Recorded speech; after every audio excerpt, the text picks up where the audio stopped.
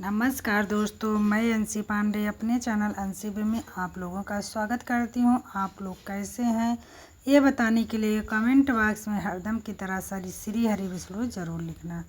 आज हम ज्येष्ठ मास के शुक्ल पक्ष में पड़ने वाली निर्जला एकादशी से संबंधित बहुत सारी महत्वपूर्ण बातें जानेंगे कि निर्जला एकादशी का व्रत कब रखना है, पूजन विधि क्या है, दशमी तिथि का नियम क्या है, पारण कब करें, कैसे करें, और जो व्रत नया रखना चाहते हैं, निर्जला एकादशी का व्रत इस साल उठाना चाहते हैं, उठा पाएंगे कि नहीं उठा पाएंगे, इससे जुड़ी बहुत सारी महत्वपूर्ण बातें इस वीडियो में जानेंगे।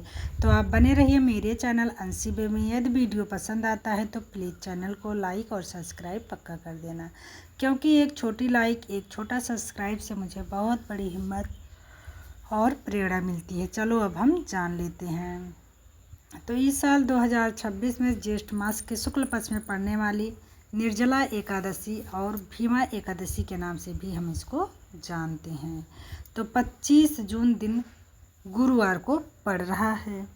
दशमी तिथि का नियम हम जो है बुधवार को करेंगे 24 जून को। जैसे तुलसी का पत्र तोड़ लेंगे, एकादशी के दिन हमको नहीं तोड़ना है, शैम्पू इत्यादि कर लेंगे, और शाम की टाइम हमको शुद्ध और सात्विक बना हुआ भोजन ग्रहण करना है। लहसुन प्याज का बना हुआ भोजन नहीं ग्रहण करना है, न मूली खाना है, न बैगन खाना है, न मसूर की दाल खाना है, न चावल खा के व्रत रखना है। ये हो गया दशमी तिथि का नियम।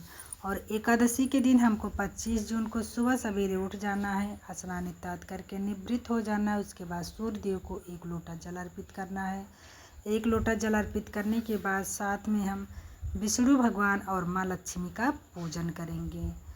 मिश्री या फल फ्रूट का ही हम भोग लगाएंगे, क्योंकि एकादशी के दिन अन्न का भोग नहीं लगाया जाता है। पीला पुष्प अर्पित करेंगे, तुलसी दल विष्णु भगवान को अर्पित करेंगे, और पीला चंदन अर्पित करेंगे, और आरती पूजन और व्रत कथा का श्रवण करेंगे। उसके बाद सारा दिन हम जो है श्री हरि विष्णु का गुणगान हमको गाना चाहिए, और सारा दिन शुद्ध विचार करके रखना चाहिए। इस दिन किसी का चुगली नहीं करना चाहिए, न किसी को अपमानित करना चाहिए, और न किसी की निंदा करना चाहिए। निर्जला एकादशी 3 प्रकार से रखते हैं तो लोग। निर्जला एकादशी जो है 24 एकादशी का एक ही एकादशी से फल मिल जाता है। ऐसी मान्यता है कि भीम जो है, भीम को बहुत भूख लगती थी, तो वो जो है 24 एकादशी ना रख के एक ही निर्जला एकादशी का यही व्रत रखते हैं। इस एकादशी को निर्जला एकादशी भी कहते हैं, और भीमी एकादशी, भीमसेनी एकादशी भी कहते हैं। तो आप अपने शरीर के सामर्थ्य के अनुसार जो है समझ के आप व्रत को शुरू करना। निर्जला एकादशी में बिना जल के हम 24 घंटा इस व्रत को रखते हैं। द्वादशी के दिन जल ग्रहण करते हैं, और जो नहीं रख सकते हैं तो वो सिर्फ जल ही ग्रहण करके इस एकादशी का व्रत रखते हैं। और जो जल जो है ग्रहण किए बिना फल के नहीं रह सकते हैं, तो जल और फल दोनों ग्रहण करके रखते हैं। तो आप अपने शरीर के सामर्थ्य के अनुसार देख लेना। और निद्रा, इस दिन हमको सोना भी नहीं चाहिए। नींद आ रही है तो आप तुलसी का पत्र पास में रख के सो सकते हैं। उसके बाद शाम की टाइम भी हमको माँ लक्ष्मी और विष्णु भगवान का साथ में पूजन इत्यादि करना है, आरती करना है, भोग प्रसाद अर्पण करना है। और इस दिन आप भीमा एकादशी के दिन, निर्जला एकादशी के दिन आप वस्त्र दान भी कर सकते हैं, ठंडी चीज़ों का दान कर सकते हैं, और फल फ्रूट इत्यादि का दान कर सकते हैं। अन्न का दान नहीं कर सकते हैं, बाकी पैसा रुपया का भी आप दान कर सकते हैं। उसके बाद जो भी हमारी माताएं बहनें गुरुवार का व्रत रखेंगी तो इस दिन चने का दाल का भोग प्रसाद नहीं लगाएंगी। गुड़ और मिश्री मेवा का भोग प्रसाद लगा के कथा का, बृहस्पतिवार व्रत कथा का श्रवण भी करेंगी, आरती भी करेंगी, और निर्जला एकादशी का व्रत का भी श्रवण करेंगी।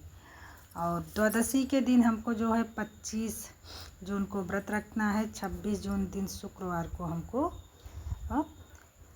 पारण करना है। पारण में भी हमको जो है पहले स्नान इत्यादि से निवृत्त हो जाना है, और जो भी हमको दान करना है उसको पहले स्नान से पहले हम एक थाली में सजा के रख लेंगे। चावल नहीं दान कर सकते हैं, बाकी हर एक सामान आप दान कर सकते हैं। जो है रख लेंगे। उसके बाद स्नान इत्यादि करेंगे, सूर्य देव को जल अर्पण करेंगे, पूजन करेंगे। जो है पूजन से पहले ही हमको उस अन्न को छू के दान कर देना चाहिए। उसके बाद पूजन इत्यादि करने के बाद हम तुलसी का पत्र और गंगा जल से हम पारण करेंगे। और जो इस व्रत को अब के साल शुरू करना चाहते हैं तो अधिक मास की वजह से इस व्रत को नहीं शुरू करेंगे, अगली साल इस व्रत को शुरू कर सकते हैं। ये भी क्लियर हो गया। और जो भी हमारी माताएं बहनें मासिक धर्म की वजह से इस व्रत का पूजन नहीं कर पाएंगे तो परिवार के किसी भी सदस्य से आप पूजन करवा सकती हैं और उसके बाद आप मानसिक रूप से पूजन कर सकती हैं। आँख बंद करके आप मन में ही पूजन कर सकती हैं। और आप संकल्प अवश्य लेना, कोई भी व्रत करने से पहले हमको संकल्प अवश्य लेना चाहिए। ये भी क्लियर हो गया।